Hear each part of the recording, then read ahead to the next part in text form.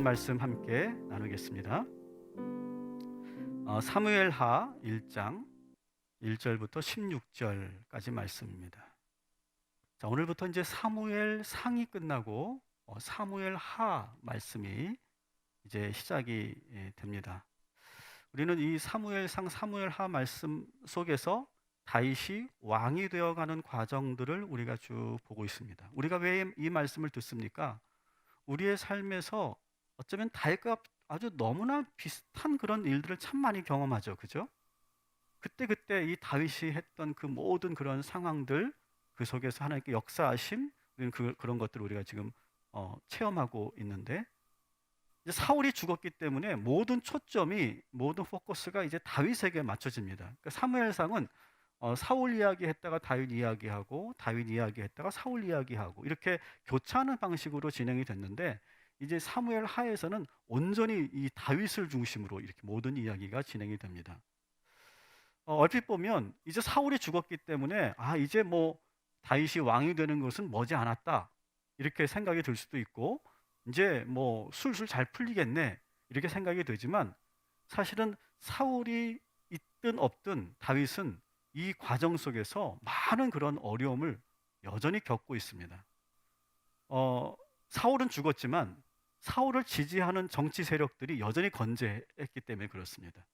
특별히 사울은 베냐민 지파였지 않습니까? 이 베냐민 지파 입장에서는 자기 지파에서 계속 왕이 나와야 되는 거예요. 근데 다윗은 유다 지파 출신이기 때문에 계속 견제할 수밖에 없었고, 베냐민 지파와 또 계속해서 기득권을 누려왔던 이 세력들은 다윗을 제거하고 새로운 자기들이 세우고 싶은 왕을 세우려고 하는 움직임들이 상당히 많이 일어났고, 그리고 만만치 않은 저항들을 이 다윗이 맡게 되는 이야기가 바로 이 사무엘하 이야기입니다. 오늘 제가 방금 전에 보니까 우리 코로나 확진자 수가 이제 350명대로 조금 줄어들었고, 이제 백신이 시작되고 있고, 그래서 집단 면역도 우리는 기대해 볼 수 있고, 올해 많은 것들이 우리가 새로워질 거라고 하는 기대감이 있습니다. 그렇지만 여러분, 우리가 오늘 이 말씀을 묵상하면서 여러분 끝까지 우리가 긴장을 놓치지 않고 깨어 있기를 주님의 이름으로 축복합니다. 코로나가 우리에게 계속 우리에게 그런 긴장감을 주는 것 같아요. 여러분, 끝날 때까지 끝난 게 아니니까 우리가 끝까지 우리의 방역수칙도 잘 지키면서 우리 교회가 갔으면 좋겠고, 여러분의 삶에서도 느슨해지지 말고 더욱더 깨어있는 그런 복된 3월 한 달 되시기를 다시 한번 주님의 이름으로 축복합니다. 자, 다윗과 부하들은 극적으로 아말렉 족속으로부터 가족들을 구출해냈죠. 그죠? 극적으로 구출을 해내고 이제 집이 있는 시글락에서 이제 편안하게 쉬고 있습니다. 한 3일 정도 쉬었을까요? 한 사람이 다윗에게 나타나게 됩니다. 우리 1절, 2절을 한번 같이 보겠습니다.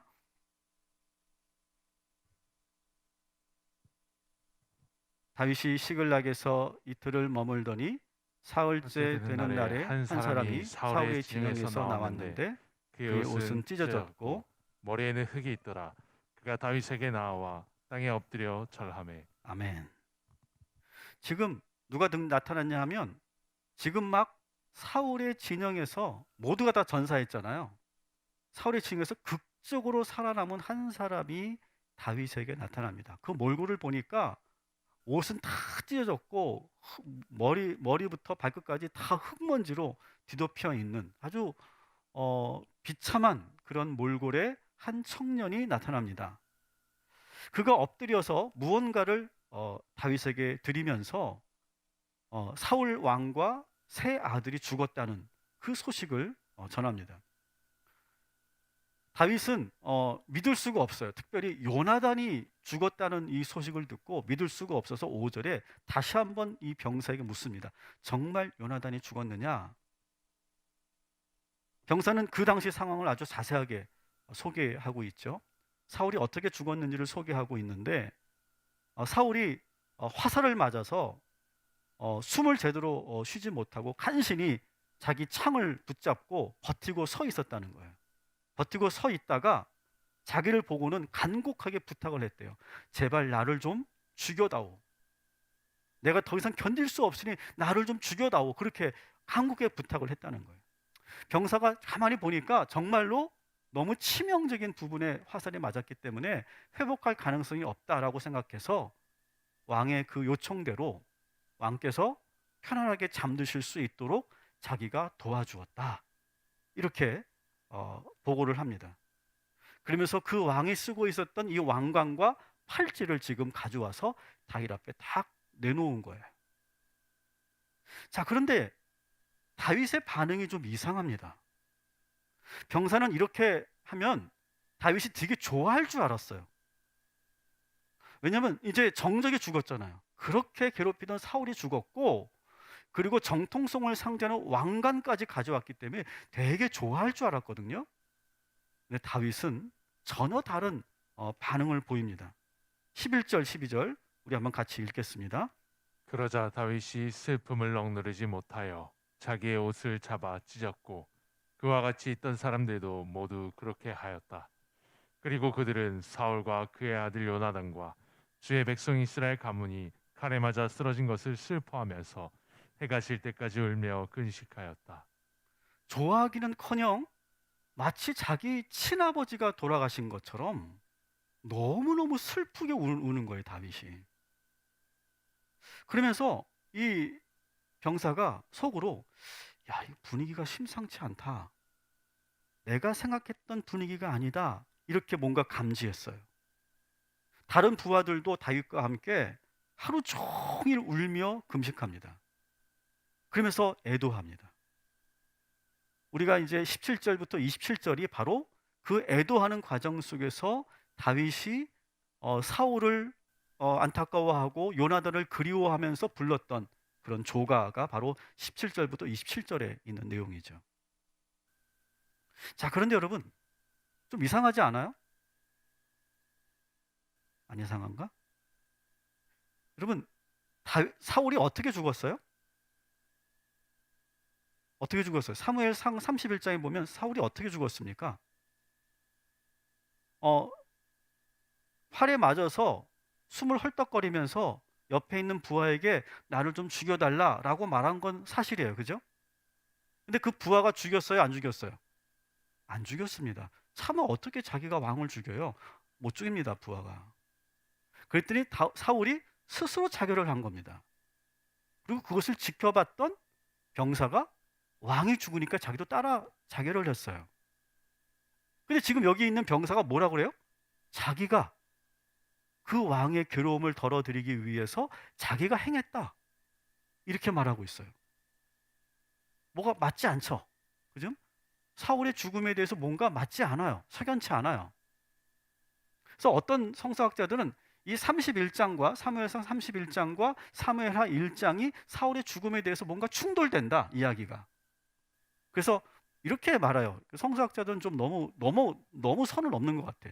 두 개의 다른 문서가 편집된 거다. 이런 식으로 많이 얘기하는데 전혀 그렇게 보이지 않습니다. 이건 뭘 말하는 걸까요? 지금 다윗 앞에 와 있는 이 병사가 거짓말을 하고 있는 거예요. 그렇게 봐야 되는 거예요. 그리고 또 하나 이상한 것은 이 병사가 다윗이 묻습니다. 너는 어디서 왔느냐라고 말하니까 저는 아말렉 출신입니다. 아말렉 사람입니다.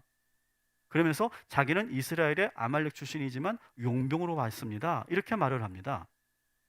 여러분, 이것도 좀 이상한 거죠. 여러분, 이스라엘과 아말렉은요, 이게 보통 관계가 아니에요. 악연 중에 이런 악연도 없는 관계예요. 그러니까 이스라엘과 계속 부딪혔던 여러 나라들이 있죠. 뭐 블레셋도 있고, 뭐 암몬도 있고, 모압도 있고, 여러 족속들이 있는데 그런 족속들과 비교도 할 수 없을 만큼 정말 악연 중에 악연이에요. 그래서 사실 이 이스라엘과 아말렉이 항상 이렇게 싸울 때는요, 항상 진멸하는 전쟁을 벌였어요. 그도 그럴 것이 여러분 계속 말씀드리지만 아말렉은요, 출애굽 당시서부터 이스라엘 백성이 출애굽 당시서부터 아주 교활했거든요. 맨 앞에는 모세를 위시로 해서 지도자들, 장로들, 그 다음에 아주 건강한 사람들, 군인들 그렇게 쫙 가는데 맨 뒤에는 누가 못 따라가는 사람도 있었죠. 노인들과 어린이들, 여성들. 근데 그 뒤만 계속 치는 거예요. 그래서 후미에 있는 그 약한 사람들을 계속 괴롭히고 죽이고 그리고 약탈해가는 그런 족속이었어요. 이것은 이스라엘 사람들에게만 했던 것이 아니라 이 아말렉 사람들은요, 뭔가 약한 고리만 있으면 그것을 집요하게 파고들어서 약탈해가는 그런 족속이에요. 그런 성향의 사람들이었어요. 그래서 여러분 아시죠? 블레셋이 이스라엘과 전쟁을 할 때 블레셋 후미에서, 그죠? 후방에 있는 그 여자들과 사람들을 다 또 노예로 잡아가고 약탈해가지 않습니까? 이게 바로 이 아말렉 사람들의 근성이에요. 그러니까 지금 이 아말렉 병사가 자기는 사울이 고용한 용병이다, 이렇게 아말렉에서 온 용병이다 이렇게 말을 했지만 그것도 사실이 아니라는 거예요. 아말렉 사람들은요, 정말 그 하이에나 같다고 말할 수 있죠. 전쟁이 딱 하잖아요. 전쟁을 하면 저 뒤에서 숨어 있습니다. 숨어서 아무것도 안 하다가 전쟁이 딱 끝나잖아요. 그러면 누군가가 이기고 지겠죠. 그러면 그 전쟁이 끝난 그 전쟁터에 가서 죽어 있는 시신을 돌아다니면서 거기서 뭐 하나 건질 게 없나 그렇게 건져가는 그런 사람들이었어요. 이 아말렉 사람들은. 지금 여기에 나오는 이 아말렉 사람도 바로 그런 사람이었던 거죠. 우연히 운 좋게 그 시신들을 막 뒤지고 다니는데 뭘 발견한 거예요? 사울 왕이 죽은 걸 발견한 거예요. 너무 운이 좋았어요. 그 왕이 쓰고 있던 왕관도 그들 옆에 있고 팔찌도 그대로 있는 거예요. 그야말로 득템을 한 거죠, 득템. 그래서 야, 이것만 갖다 팔아도 정말 많은 그런 돈을 벌 수 있는데 이 아말렉 사람은요, 머리가 너무 좋아. 머리가 너무 좋아서 어떻게 지금 꾀를 부리고 있는 거예요. 이거를 지금 다윗에게 가져가면 되겠다. 다윗과 사울과 관계는 익히 알고 있거든요. 사울이 계속 다윗을 죽이려고 했고 늘 다윗은 괴로움을 당했기 때문에 사울이 죽었다는 소식만 들어도 너무너무 좋아할 거고 거기다가 왕관까지 딱 앞에 바치면 이 다윗이 너무너무 좋아해서 자기가 원하는 대로 다 보상해 줄 거라고 생각했던 거예요. 더구나 이 아말렉 사람은 연기를 너무 잘해. 그래서 막 울먹울먹하면서 진짜 자기가 사울을 죽였고 그 안타까운 상황에서 자기가 막 어쩔 수 없이 그런 일을 했다고 막 울먹이면서 그렇게 이야기를 합니다. 모두가 다 속아 넘어가요. 자, 그런데 여러분, 다윗은 이 아말렉 사람의 이 말에 속았을까요? 속았을까요? 에? 속았어요. 완전히 속았습니다. 이 병사가 한 말이 전부 사실이라고 믿게 돼요. 근데 이게 문제예요. 이 병사의 문제가 뭐냐면 거짓말을 너무 잘한 게 문제예요. 다윗은 이 아말렉 병사에게 이렇게 명령합니다. 처단하라 이렇게 명령하는데요. 14절부터 16절 왜 이 아말렉 병사를 죽이라고 했는지 한번 보겠습니다. 같이 읽습니다. 다윗이 그에게 이르되 내가 어찌하여 손에 들어 여호와의 기름 부음 받은 자 죽이기를 두려워하지 아니하였느냐 하고 다윗이 정년 중 한 사람을 불러 이르되 가까이 가서 그를 죽이라 하매 그가 침에 곧 죽으니라. 다윗이 그에게 이르기를 내 피가 내 머리로 돌아갈지어다 내 입이 내게 대하여 증언하기를 내가 여호와의 기름 부음 받은 자를 죽였노라 함이니라 하였더라. 아멘. 다윗은요 정말 이 아말렉 병사가 사울을 죽였다고 믿어요. 너무 거짓말을 잘한 거예요. 그러니까 거짓말이 들통나 죽은 게 아니에요. 거짓말을 너무 잘해서 죽은 거예요. 정말 사울을 죽였다고 생각했기 때문에. 그런데 다윗은 뭐예요? 기름 부은 왕을 함부로 해한 것에 대한 응징을 지금 하고 있는 것이죠. 여러분, 이 아말렉 병사는요 참 머리가 좋고 그리고 임기응변에 아주 능하고 그리고 운도 좋아. 야, 그 많은 수십 명이 죽은 시신에서 어떻게 다윗의 시신을 발견했습니까? 이거는 거의 로또를 맞은 거랑 똑같은 거예요. 운도 좋아. 여러분, 다시 한번 말씀드립니다. 머리 좋고 임기응변에 강하고 운도 좋은 사람, 여러분 잘 될까요? 안 될까요? 잘 돼요? 안 돼요? 잘 되죠, 세상에서. 여러분 그런 사람 많이 봤잖아요. 야, 저 사람 운도 좋아. 머리도 좋아. 임기응변도 정말 대단해. 거짓말을 너무 잘해. 능수능란해. 근데 여러분 어때요? 이 아말렉 사람이 결국 너무 거짓말을 잘했고 너무 머리가 좋아서 죽임을 당했다라고 하는 거예요. 지금 이 아말렉 사람이 잘못 판단한 게 아니에요. 아마 이거를 다른 나라에 가서 이렇게 똑같이 했다고 생각해 보세요. 블레셋 아기스 왕에 가서 이렇게 똑같이 했다고 생각해 보세요. 어떻게 했을까요? 출세했을 거예요. 많은 보상을 받았을 거예요. 아기스 왕 같은 사람들은 되게 좋아했을 거예요. 그런데 다윗은 통하지가 않아요, 지금. 이렇게 말하면 보통은 뭔가 통해 가지고 뭔가 내가 많은 것을 얻을 수 있었는데 다윗에게 이게 하나도 통하지 않는 거예요. 왜 그런지 아세요, 여러분? 다윗이 살아가는 방법과 이 아말렉 사람이 살아가는 방법이 완전히 다르기 때문에 그래요. 다윗이 생각하는 세계관과 이 아말렉 사람이 사는 세계가 완전히 달라요. 여러분, 우리가 이 세상에서 이 지구라고 하는 이 공간에서 믿는 사람과 믿지 않는 사람이 같이 살고 있죠. 근데 저는 그렇게 생각합니다. 우리가 똑같이 다 사람이지만, 우리가 똑같이 이 공간 안에서 같이 살고 있지만 우리는 세상 사람들과 달라야 할 줄 믿습니다. 이게 안 통하는 거예요. 아말렉 사람이 지금까지 해왔던 그런 방법이 다윗에게는 통하지가 않는 거예요. 왜? 사는 세계가 달라요. 생각하는 게 달라요. 여러분, 다윗이 왕이 될 수 있었던 거는요, 일반 사람들과는 전혀 다른 무언가를 가지고 있어요. 일반 사람들이 가지지 않은 성품이 있어요, 다윗에게는. 그래서 한동안 이 다윗과 부하들이 계속 부딪혔잖아요. 그죠? 좀 이렇게 부하들이 보기에 저렇게 사울을 그냥 바로 제거할 수 있는 기회가 두 번이나 있었고, 또 이제 힘이 어느 정도 커졌기 때문에 사울의 군대와 부딪혀 싸우면 이길 수도 있고, 우리들이 힘으로 얼마든지 버텨낼 수 있는 힘이 있는데 다윗은 절대로 싸우지 않는다고요. 그리고 사울을 자기 손으로 죽이지 않아요. 그러니까 옆에 있는 부하들은 답답한 거예요. 아니, 세상을 왜 저렇게 살지? 왜 저렇게 답답하게 살지? 물론 좋은 건 아는데 꼭 저렇게 살아야 되나? 그렇게 생각하면서 불만도 많았단 말이죠. 근데 다윗은 아주 독특한 성품을 가지고 있었던 거예요. 여러분, 저는 우리 그리스도인들이 두 가지의 그런 잘못된 모습을 가지고 있다고 생각하는 첫 번째는 뭐냐면 너무 융통성 없고 꽉 막힌 사람. 여러분, 그런 사람 되지 마시기 바랍니다. 내가 교회 다닌다고 하면서 융통성이 너무 없는 사람, 우리 그런 사람 되지 맙시다. 그런데 정말 우리가 조심해야 될 게 뭔지 아세요? 믿는다고 하면서, 하나님을 믿는다고 하면서 세상 사람들보다 더 이치에 밝아, 더 세상적이고 더 세속적으로 살아가는 그런 그리스도인은 정말 되지 않기를 바랍니다.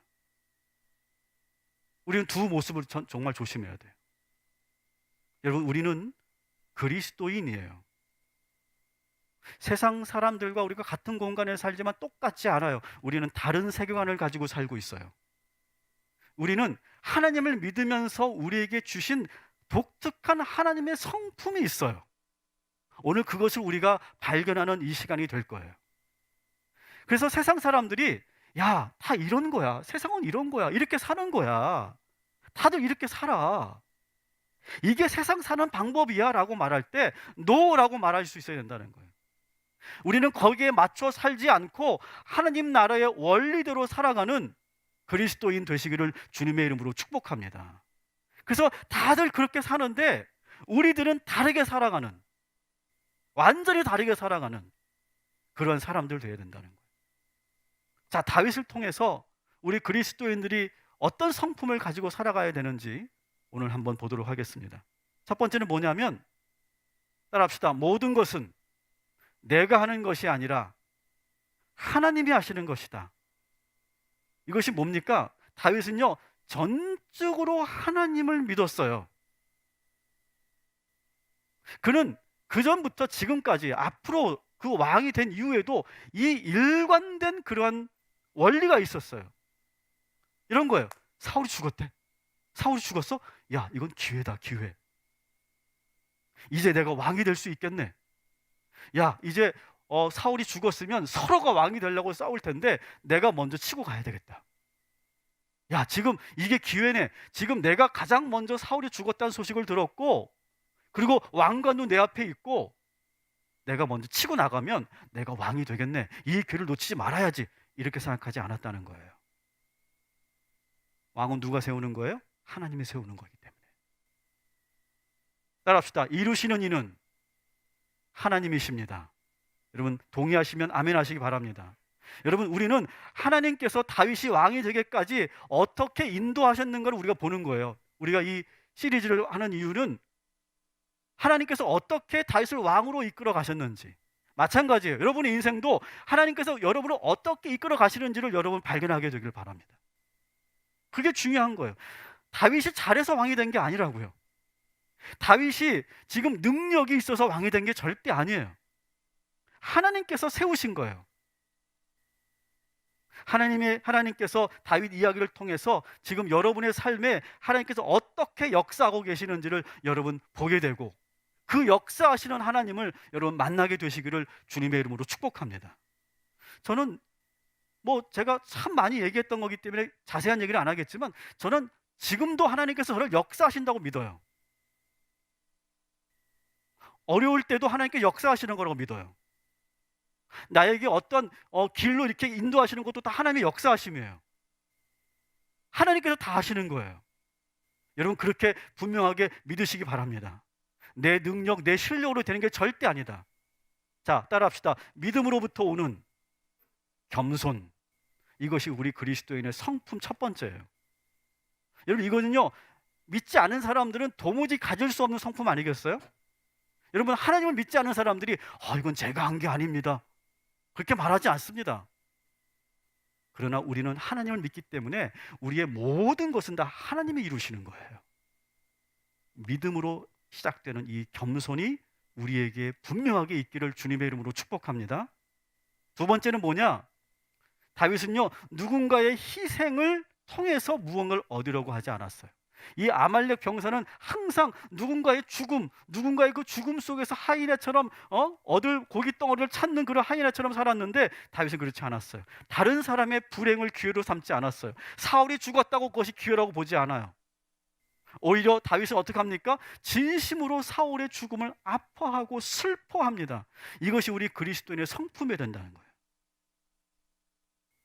여러분 우리가 세상에 살면서 수많은 경쟁도 하고 라이벌도 있고, 둘 중에 한 사람만 진급해야 되고, 아주 그렇게 첨예하게 대립하는 그런 삶을 우리가 살고 있잖아요. 그러다 보면 우리는 그런 생각을 하려요. 야, 저 사람만 없으면 내가 잘 될 텐데, 저 사람이 안 되기를 바랍니다. 저 사람이 뭔가 흠집이 나길 바랍니다. 저 사람이 뭔가 문제가 생기고 뭔가 들통나길 바랍니다. 그래서 내가 올라가기를 바랍니다. 그것은 우리 그리스도인의 마음이 아니라는 거예요. 아예 우리의 마음속에서 그런 마음이 떠나가고, 오히려 힘들어하는 그런 주변의 사람들을 위해서 같이 아파할 수 있고 옆에 있어줄 수 있는, 울어줄 수 있는 이 그리스도인의 성품을 소유하시기를 주님의 이름으로 축복합니다. 세 번째는 뭐냐? 다윗은 이간하는 사람을 가까이 두지 않아요. 다윗이 어디서 왔냐라고 물었을 때 저는 아말렉 사람입니다 라고 말할 때 이미 상황 파악을 다 했어요. 다윗은요. 이 아말렉 사람들은 계속 말씀드렸죠, 계속 중간에 파고들어요. 약점을 파고들고, 그리고 막 이간하고, 막 그 안에서 약점을 파고들어서 자기가 원하는 것을 노력해가는 아주 교활하고 파렴치한 그런 족속이에요. 아니, 족속 근성 자체가 그랬어요. 그래서 이 사람들은 보지 않아도 어떤 사람인지 다 알만한 그런 성품을 가지고 있었던 사람들이죠. 다윗은 이런 사람들을 제일 싫어했어요. 중간에 이간하는 사람들 절대 신뢰하지 않았어요. 여러분 중간에서 이렇게 막 하는 사람들을 보면 되게 머리가 좋은 것 같고 똑똑한 것 같고, 그리고 아주 뭐랄까요, 정보를 많이 가지고 있는 것처럼 느껴집니다. 그래서 우리가 혹하게 되고 더 들으려고 하게 되는데, 여러분 거기에 속지 말라는 거예요. 그런 사람이 오히려 공동체를 혼란스럽게 하는 그런 일들을 참 많이 하죠. 그래서 다윗이 왕이 되는 데 있어서 이런 사람들을 하나씩 하나씩 제거해 갑니다. 내칩니다. 그러면서 정말 진실한 사람들로 그 주변을 채우는 거예요. 여러분, 마귀를 무슨 영이라고 말합니까? 이간의 영이라고 말하죠. 이간의 영. 그죠? 하나님과 우리 사이를 갈라놓고, 그죠? 사람과 사람과 관계를 무너뜨리는 그런 이간의 영이 우리의 마귀가 하는 일들인 거죠. 여러분, 우리가 영적으로 잘 분별할 수 있기를 주님의 이름으로 축복합니다. 그리고 우리가 그런 자리에, 그런 위치에 서지 않기를 바랍니다. 중간에서 우리가 뭔가 자꾸 하는 그런 일들 우리 하지 않기를 바랍니다. 다윗은 그러한 성품을 가지고 있었다는 거예요. 네 번째가 뭐냐? 따라합시다. 전적으로 하나님을 믿고 신뢰합니다. 사울은, 여러분, 사울과 다윗의 차이가 있어요. 둘 다 공통점은 왕이 됐다는 거예요. 근데 결정적인 차이가 있는데 뭐냐면, 사울은요, 너무 쉽게 왕이 됐다는 거예요. 사울은 뭐 하다 왕이 됐어요? 잃어버린 낙이 찾다가 우연히 사무엘을 만나서 기름 부음 받고, 어떤 왕의 수업 같은 것도 없었어요. 바로 왕이 됐습니다. 어떻게 보면 되게 운이 좋아요. 반면에 다윗은요, 왕이 되기까지 정말 혹독한 그러한 시간들을 보냅니다. 너무너무 고통의 세월을 보내요. 10년을 넘게 매일매일 피말리는 삶을 살고, 전쟁터에서 수많은 그런 피를 흘려야 했고, 정말 파란만장한 그런 삶을 삽니다. 그리고 정말 가까스로 왕이 됩니다. 여러분, 사울과 이 다윗 비교해 보면 다윗의 입장에서는 좀 하나님께 좀 서운할 수도 있을 것 같아요. 아니, 왜 하나님은 나를 이렇게 어렵게 만드시냐고. 우리가 하나님한테 때로는 그렇게 원망할 때도 있잖아요. 하나님, 왜 나만 이렇게 어렵게 가시냐고. 왜 나에게만 이렇게 연단을 주시냐고. 왜 나에게만 이렇게 시험을 주시냐고. 그런데 여러분, 그게 은혜라는 거예요. 다윗은 정말 그렇게 어렵게 사울과 다르게 어렵게 왕이 됐지만 전혀 조급해하지 않았어요. 전혀 서둘지 않았어요. 하나님이 이제 됐다. 이제 네가 왕이 되기에 충분하다. 너는 이제 이 왕의 모든 수업을 마쳤다라고 인정하실 때까지 다윗은 아무것도 하지 않아요. 우리가 왕이 되는 이 다윗의 과정에서 우리가 항상 계속 볼 수 있는 건 뭐냐? 다윗은요, 왕이 되는 이 과정에서 아무것도 하지 않는다는 거예요. 왕이 되기 위해서 어떤 노력도 하지 않는다는 거예요. 이것이 대단히 중요합니다. 왜? 이것은 하나님의 영역이기 때문에 그렇다는 거예요. 저는 이 말씀을 제가 깨닫게 된 것은 제가 한 10년 정도 된 것 같아요. 안산에서 제가 사역하고 있을 때, 그때도 김학주 목사님이 사무엘상 사무엘하 말씀을 쭉 강해로 이렇게 설교를 하셨었는데, 그때 불현듯 이 다윗의 이 과정을 보면서 제 마음속에 확 들어왔던 그런 그 깨달음이 있었어요. 10년 전이니까 제가 꿈의 교회에서 한 10년 정도 사역을 했을 때예요.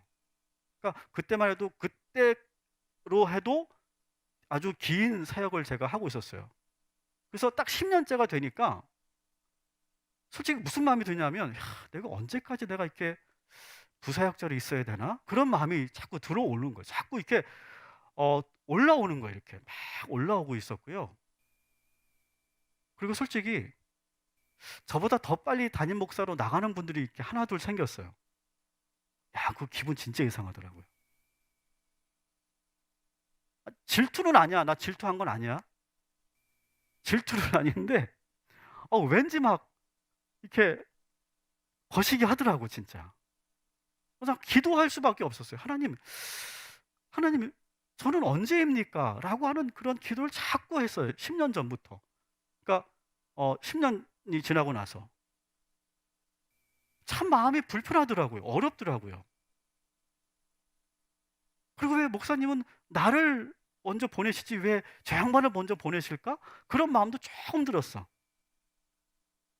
그런데 이 사무엘 상하 말씀을 들으면서 저에게 이런 깨달음을 딱 주시는 거예요, 하나님께서. 하나님께서 너를 보시기에 이제 충분하다, 이제 됐다 여기실 때까지 너는 계속 훈련받는 거다. 그 생각이 확 들어오는 거예요. 너무 은혜를 받았고요. 그 이후로부터는요, 제가 조급해하지 않았어요. 전혀 내 마음속에 어떤 서운함과 시기심 그런 게 싹 사라지더라고요. 아, 하나님이 보시기에 나는 아직 때가 안 된 거구나. 그리고 하나님께서 분명히 그 때를 보고 계시는구나. 그 믿음이 확 들어오기 시작한 거예요. 그리고 나서 제가 뭐라고 기도했냐면 딱 10년이 됐을 때쯤에 하나님, 앞으로 5년이 걸리든 10년이 걸리든 20년이 걸리든 하나님께서 때가 되면 인도하여 주실 줄 믿습니다. 제가 정말 그렇게 기도했어요. 그러다가 20년 걸리면 어떻게 될 뻔했어요. 근데 제가 그렇게 기도했어요. 제가 그렇게 기도한 또 이유는 뭐냐? 막 회개가 올라왔어요. 참 내가 준비가 안 된 사역자였다는 거예요. 신학교를 다녔지만 제대로 내가 말씀에 사로잡혀 본 적도 없고, 정말 내가 하나님을 인격적으로 만나고 뜨겁게 만나고 진짜 하나님을 만나고 막 그렇게 기쁘게 사역을 해본 적이 없었구나. 이러한 성품과 이러한 상태로 내가 어떻게 새로운 목회를 할 수 있겠나? 라고는 깨달음이 확 오면서 눈물로 회개하고 그 다음부터는 그러한 기도 전혀 하지 않았어요. 그리고 그 이후로 더 열심히 제가 사역을 했던 그런 체험이 있습니다. 여러분, 하나님이 뜻하시고 하나님의 때가 되면 이루어지는 줄 믿습니다. 이것이 그리스도의 네 번째 성품인 거예요. 자, 말씀을 정리합니다. 우리 기독교인만이, 그리스도인만이 가질 수 있는 아주 유일한 성품 네 가지를 여러분에게 소개합니다. 첫 번째 뭡니까? 따라합시다. 믿음에서 나오는 겸손. 여러분, 모든 것은 다 하나님이 하시는 줄 믿으시기 바랍니다. 여러분, 겸손하십시오. 절대로 겸손하십시오. 여러분이 잘 될수록 겸손하셔야 돼요. 이거 다 하나님이 하시는 거예요. 그 어떤 것도 내가 하는 거 없어요. 이 겸손이 우리 그리스도의 성품인 줄 믿습니다. 두 번째 따라합시다. 이타심. 여러분, 타인의 불행을 절대로 기회로 보지 마세요. 그러면 우리도 그렇게 당하는 거예요. 그럴 때 다윗처럼 같이 울어줘야 돼요. 오히려 그럴 때 그것을 기회라고 보지 않는 것, 이것이 기독교인의 이타심이죠. 세 번째 뭡니까? 따라합시다. 신실함. 여러분, 이간하는 사람이 되지 마십시오. 이간하는 사람을 분별하십시오. 그리고 한결같이 변함없는 사람이 되시길 바랍니다. 그 신실함이 우리의 성품이 세 번째입니다. 마지막 네 번째 뭡니까? 따라합시다. 인내. 자, 다 하나님의 뜻이 있고 때가 있는 줄 믿습니다. 이것은요, 이 성품들을 보세요. 이거는요, 믿음 생활을 하나님을 믿지 않는 사람들은 가질 수 없는 성품들인 거예요. 이거는요, 어떤 도덕이나 윤리학에서 나오는 성품들이 아닌 거예요. 이거는 하나님을 믿으면서 저절로 우리에게 주어지는 성품들인 거죠. 그리고 이 성품이 우리에게 완전히 조각되어질 때, 그때 이것이 우리를 더욱더 형통하게 하여 주실 줄 믿습니다. 이 성품이 우리 그리스도인의 유일한 경쟁력인 줄 믿습니다. 여러분, 이렇게 살아가면 왕이 될 줄 믿습니다. 여러분의 삶에 하나님께서 그 뜻을 이루어 주실 줄 믿습니다. 이 네 가지 성품을 한 주간도, 우리 한 달 동안도 계속해서 누리시고 그렇게 살아가시기를 주님의 이름으로 축복합니다.